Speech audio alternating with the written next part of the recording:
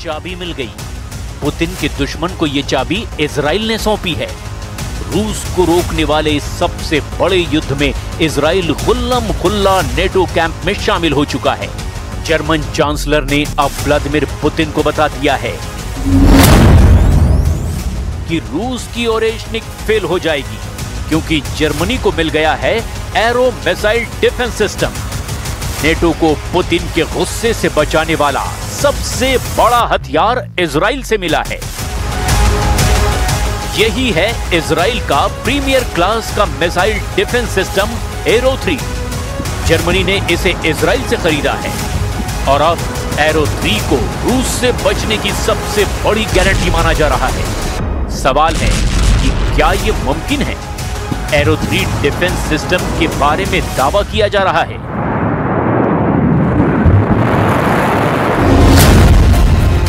कि अगर रूस ने 4000 किलोमीटर दूर से ओरेशनिक मिसाइल जर्मनी पर दागी, तो एरो 3 डिफेंस सिस्टम की मिसाइल इसे बीच रास्ते में ही मार गिराएगी, यानी पुतिन का वार खाली जाएगा। इसी वजह से अब एरो 3 को ओरेशनिक किलर बना करके पेश किया जा रहा है।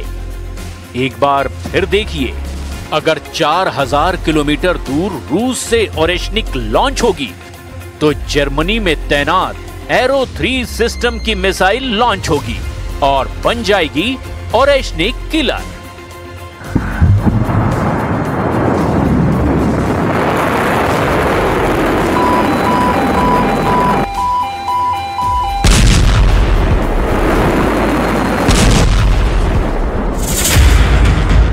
जर्मनी के चांसलर फ्रेडरिक मर्ज इसी डिफेंस सिस्टम के लिए बेंजामिन नेतन्याहू को शुक्रिया कहने इजराइल पहुंच गए।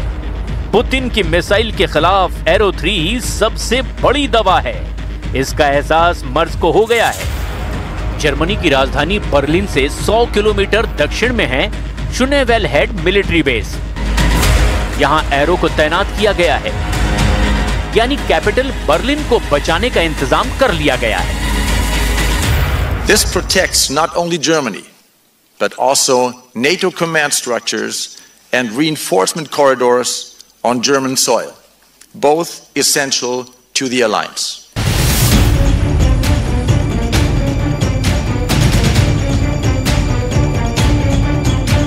नेटो के पास एरो 3 यानी मतलब यूक्रेन और रूस के बीच चल रहे युद्ध में बहुत बड़ा उलटफेर होने जा रहा है।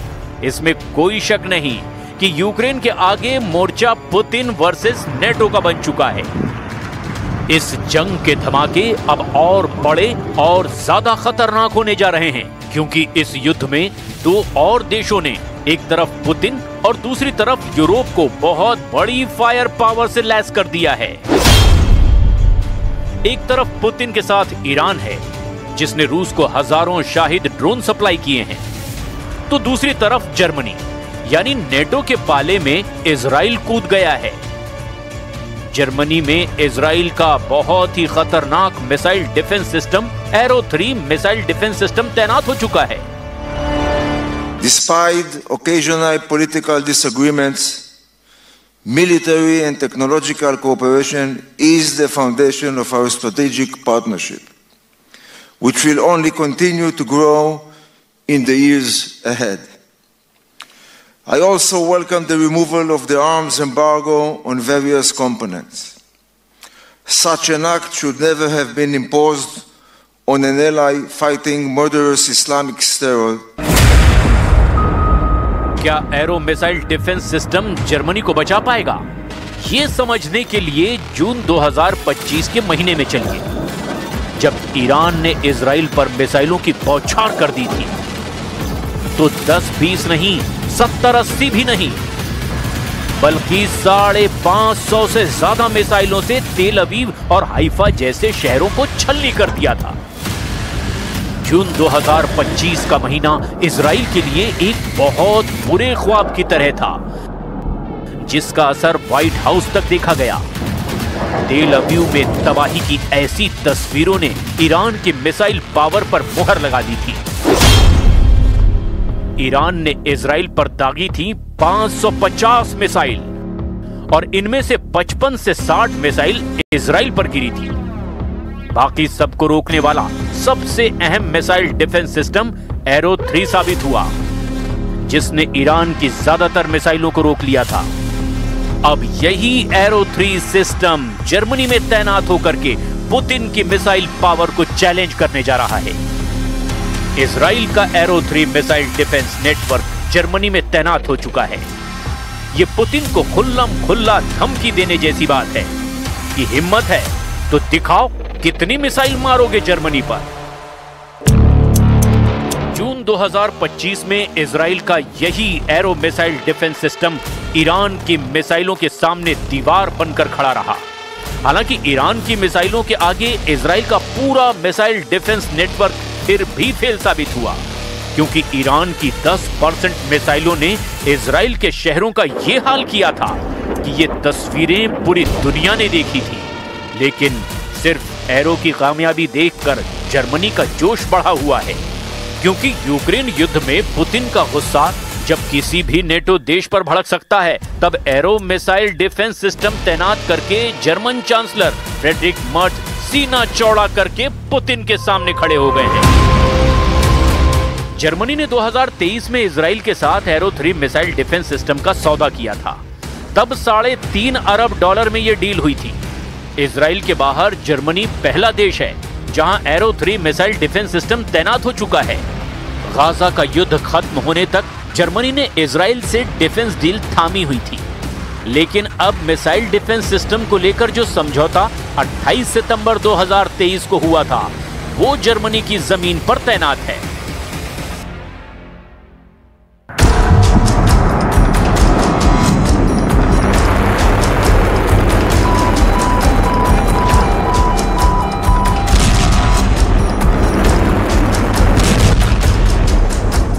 इजराइल ने जर्मनी को एरो 3 सिस्टम तो दे दिया, लेकिन जर्मनी के पास और कौन-कौन से ऐसे एयर और मिसाइल डिफेंस सिस्टम हैं जो उसे पुतिन के आसमानी अटैक से बचा सकते हैं। पहला है इजराइल से मिला एरो 3 डिफेंस सिस्टम।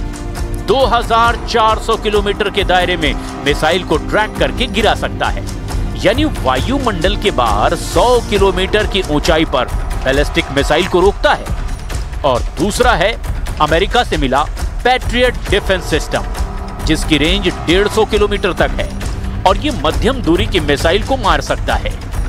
तीसरा है जर्मनी का अपना बनाया IRIS-T, जो कम दूरी पर यानी 25 से 30 किलोमीटर की रेंज से क्रूज मिसाइल पर गिर सकता है, लेकिन ये बैलिस्टिक मिसाइल के खिलाफ कारगर नहीं है।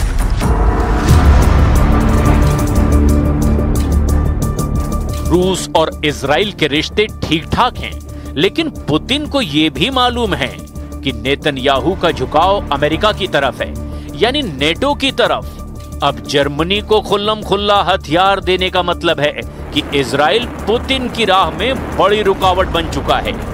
वैसे नेतन्याहू अब भी यूरोप जाने से बच रहे हैं, क्योंकि अंतर्राष्ट्रीय कोर्ट ने उनके खिलाफ युद्ध अपराध के केस में गिरफ्तारी वारंट जारी किया हुआ है। Wir haben über die Frage einer möglichen Reise von Premierminister Netanyahu nach Deutschland nicht gesprochen. Dafür gibt es im Augenblick auch keine Veranlassung, darüber zu sprechen.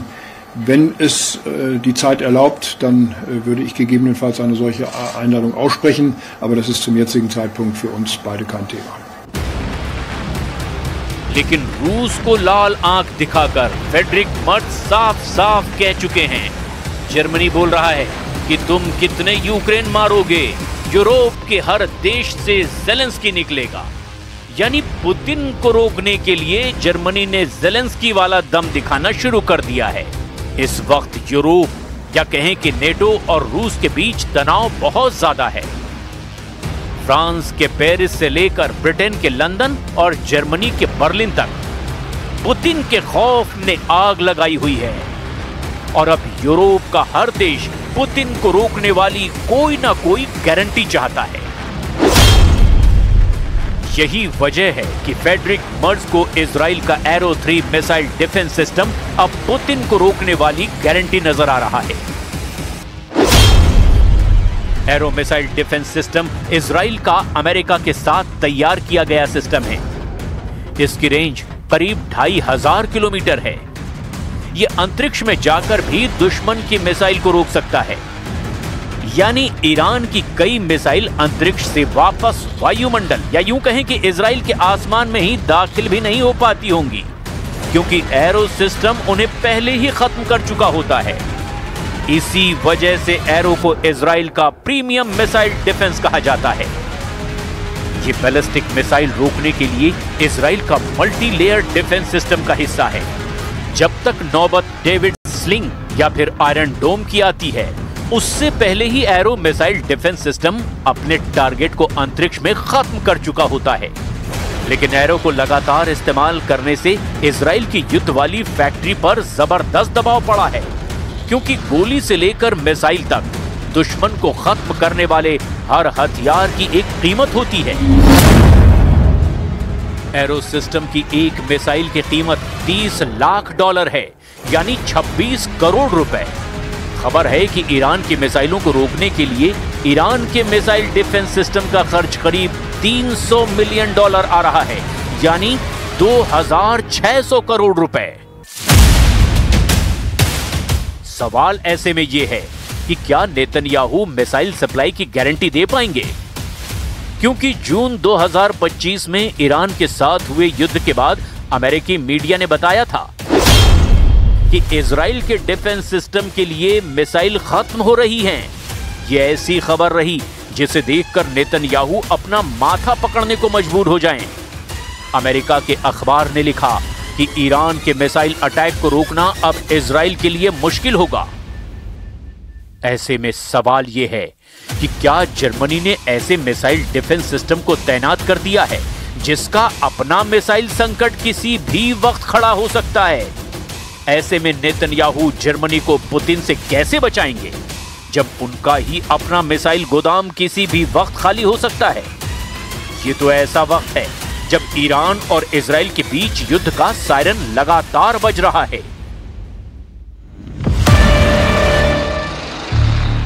वहीं इजराइल और लेबनान का बॉर्डर एक्टिव हो गया है। इजराइल का डर है कि लेबनान में हथियारों के गोदामों पर किए गए हमलों के बावजूद हिजबुल्लाह की रॉकेट फोर्स बरकरार है और उसकी तरफ से 10,000 रॉकेट वाली सुनामी किसी भी वक्त लॉन्च की जा सकती है।